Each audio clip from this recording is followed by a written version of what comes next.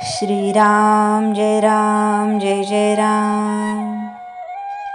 सद्गुरू सांगेल त्याप्रमाणे वागावे। शुद्ध भावना म्हणजे मोबदला न घेण्याची किंवा फलाशा सोडण्याची इच्छा। भक्ती ही अशी निरपेक्ष असावी। देवालये बांधली, देवांचे पूजन अर्चन केले म्हणजे भक्ती निरपेक्ष केली असे नव्हे। देवाचे करीत असताना, जप करीत असताना त्यापासून काही हवे आहे असे न वाटले पाहिजे। तुम्ही सर्व लोक भजन पूजन करता, परंतु हे सर्व कसे होऊन बसले आहे? जसे भांडे कुठे ठेवावे, पळीताम्हण कुठे ठेवावे वगैरे जे शास्त्रात लिहिलेले असते ते सर्व माणूस तोंडाने म्हणत असतो आणि करीत असतो, कारण त्यामुळे त्याला कृती करणे सोपे जाते। तसे आपण देवाचे करतो, परंतु ते केवळ केले पाहिजे म्हणून, ती आपल्या घरातील एक प्रथा आहे म्हणून, आपल्याला देव आवडतो म्हणून नव्हे। एक मुलगा होता, त्याला त्याच्या वडिलांची पत्रे येत असत। तो पत्र वाची आणि देव्हाऱ्यात ठेवून देई।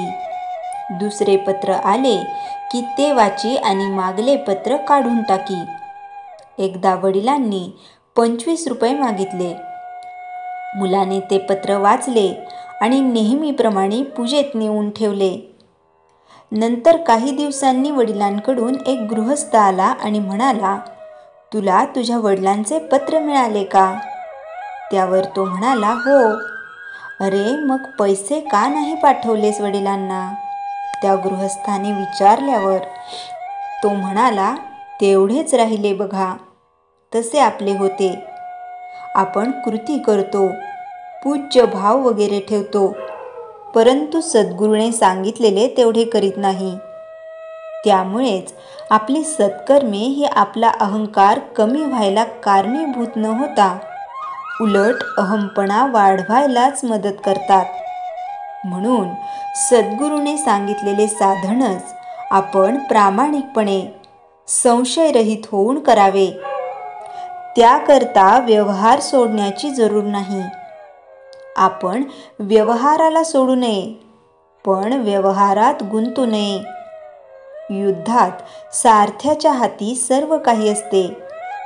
तो लगाम हाती घेऊन जागृतपणे उभा असतो आणि योग्य वाटेल तेथे रथ नेऊन उभा करतो। युद्धकर्त्याचे काम फक्त बाण अचूक दिशेला किंवा व्यक्तीवर सोडणे। त्याप्रमाणे आपले सर्व जीवन एकदा सद्गुरूच्या ताब्यात दिल्यावर तो सांगेल त्याप्रमाणे वागणे हेच आपले कर्तव्य ठरते। ज्याने जगाची आश टाकली त्याचे तेज पडणारच हे लक्षात ठेवावे। एखादा रुपया आपण उचलला तर त्याच्या दोन्ही बाजू जशा एकदमच हाती येतात, त्याप्रमाणे आपण प्रपंचात पडलो की आपल्याला परमार्थ हा पाहिजेच। परमार्थात भगवंताची गरज असते। ही भगवंताची गरज सद्गुरू त्याचे नाम देऊन भागवितात। आपण हे नाम निरंतर आणि श्रद्धेने घेणे आवश्यक आहे। अशा रीतीने नामात अखंड राहिले तर परमार्थ साधतो, भगवंताची गरज भासते, प्रपंचात समाधान मिळते आणि जन्माला आल्याचे सार्थक होते। श्रीराम जय जय राम। चैतन्यवाणी। गुरुवर विश्वास ठेवून चिकाटीने व आवडीने नाम घ्यावे। श्रीराम जय जय राम। श्री समर्थ रामदास स्वामी शिष्य कल्याण स्वामी कथा डाळगप्पू। सज्जनगडावर जी तळी आहेत त्यांना जिवंत पाण्याचे झरे नाहीत। पावसाळ्यात साठलेले पाणी वर्षभर वापरावे लागते। अशा पाण्यामुळे कफ वाढू शकतो। गडावर येण्यापूर्वी समर्थांना कफाची व्यथा होतीच। वैद्याने जिवंत पाणी वापरण्याचा सल्ला दिला। सज्जनगडापासून सर्वात जवळचे जिवंत पाण्याचे स्थान म्हणजे उरमोडी नदी.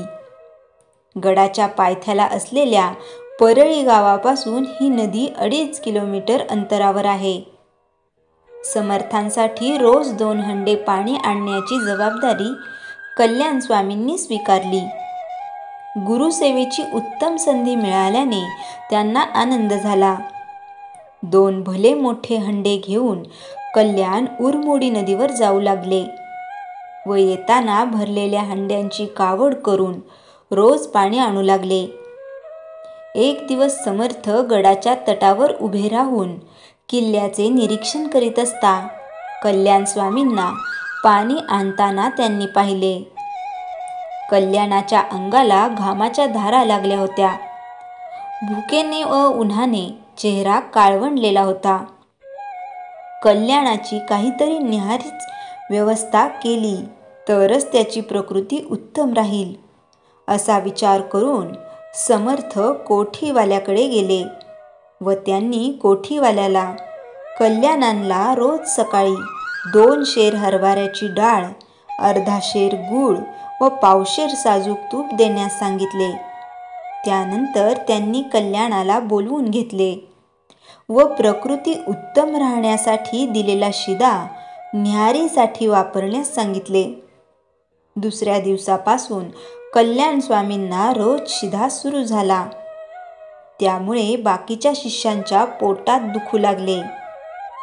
माणसाने स्वतः जास्त खाल्ले तर त्याचे पोट दुखतेच, पण दुसऱ्याला भरपूर खायला मिळालेले पाहून त्याचे पोट दुखू शकते. कल्याणांना जास्तीचा शिधा मंजूर झाला म्हणून सारे जण त्यांना डाळ गप्पू असे म्हणू लागले. खरं तर त्यांच्या तोंडावर बोलायची कोणाचीच ताकद नव्हती. आता हा डाळगप्पूच पहा, केवळ ढोर मेहनत आहे. भरमसाठ खायचं आणि गुरासारखं राबायचं. कधी जप करणे नाही, दासबोध वाचन नाही. अशा दिनचर्येने त्याचं कधीही सार्थक होणार नाही. ही शिष्यांची चर्चा समर्थांच्या कानावर गेली.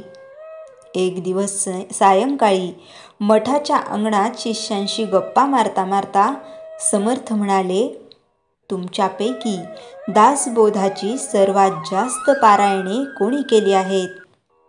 सगळे शिष्य एकाच वेळी गलका करून आपली पारायण संख्या सांगू लागले. यात 51 पासून 1100 पारायणे पूर्ण करणाऱ्या शिष्यांपर्यंतचा सर्वांचा समावेश त्यात होता. ऐसा सद्गुरू पूर्णपणी पहिला चरण असलेली ओवी मला संपूर्ण आठवत नाही, तेव्हा ती ओवी कोण सांगू शकेल? सारे शिष्य गडबडले. अगदी 1100 पारायणे झालेल्या सुद्धा लज्जायमान होऊन गप्प बसला. तेवढ्यात समर्थांनी कल्याणास हाक मारली व तीच ओवी विचारली. तेव्हा कल्याण तात्काळ म्हणाले, स्वामीजी, ऐसा सद्गुरू पूर्णपणी तुटे भेदाची कडसणी, देहा वीण लोटांगणे तया सद्गुरुसी. ही ओवी 7व्या दशकातील पहिल्या समासात 18वी आहे. कल्याण चुकला असेल म्हणून शिष्यांनी दासबोध काढून पाहिला. संपूर्ण बरोबर होती. समर्थांनी विचारले, कल्याणा, तुझी किती हजार पारायणे झाली? हात जोडून कल्याण म्हणाले, स्वामीजी, आपल्या कृपेने एकच पारायण मनापासून घडले. बर, ते जाऊ दे. अलीकडे डाळगप्पू नावाचा कुणी साधक आला आहे काय? हा डाळगप्पू कोण? कल्याण म्हणाले, स्वामीजी, जीव शिव माया ब्रह्म सुखदुःख ही 2 दळं जो गप्प करून टाकतो, सदैव अद्वैत बोधात राहतो, तो डाळगप्पू होय. मात्र ही व्यक्ती माझ्या पाहण्यात आली नाही. कल्याण स्वामींच्या या उत्तराने शिष्य खजील झाले. आपली चूक त्यांच्या लक्षात आली. नंतर समर्थांनी अगदी खरमरीत शब्दात सर्वांची हजेरी घेतली. सर्व शिष्यांना सांगितले, उगीच नुसती पारायणे करू नका. दासबोध हे तंत्र आहे, त्याचा मंत्र बनवू नका. शांतपणे वाचून अर्थ समजून घ्या. दासबोध जगायला शिका. कोणाची निंदा नालस्ती द्वेष करू नका. श्रीराम जय राम जय जय राम. जयाच्या जनी जन्मनामार्थ झाला. जयाने सदा वासनामात केला. जयाच्या मुखी सर्वदा नाम कीर्ती. नमस्कार तया ब्रह्मचैतन्य मूर्ती. श्रीराम जय राम जय जय राम. जानकी जीवन स्मरण जय जय राम.